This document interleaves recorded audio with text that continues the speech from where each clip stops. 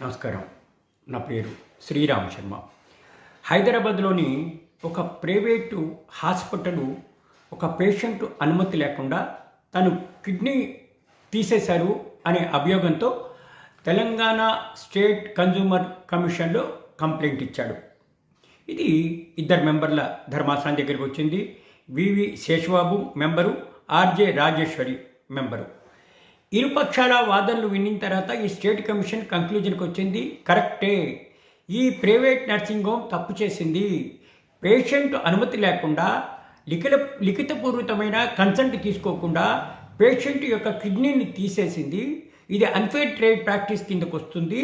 కాబట్టి సదరు hospital authorities 30 లక్షల రూపాయలు నష్టపరిహారం ఆ పేషెంట్కి పే చేయాల్సిందే అని.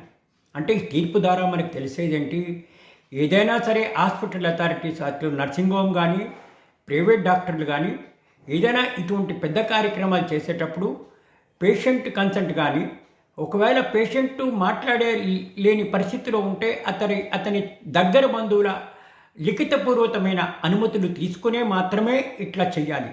ఒకవేళ ఇట్లా కన్సెంట్ తీసుకోకుండా, ఇన్ రైటింగ్లో కన్సెంట్ తీసుకోకుండా, వాళ్ళ పర్మిషన్ తీసుకోకుండా ఇటువంటివి చేస్తే అది అన్ఫేర్ ట్రేడ్ ప్రాక్టీస్ అవుతుంది అని ఈ తీర్పు ద్వారా తెలుస్తోంది.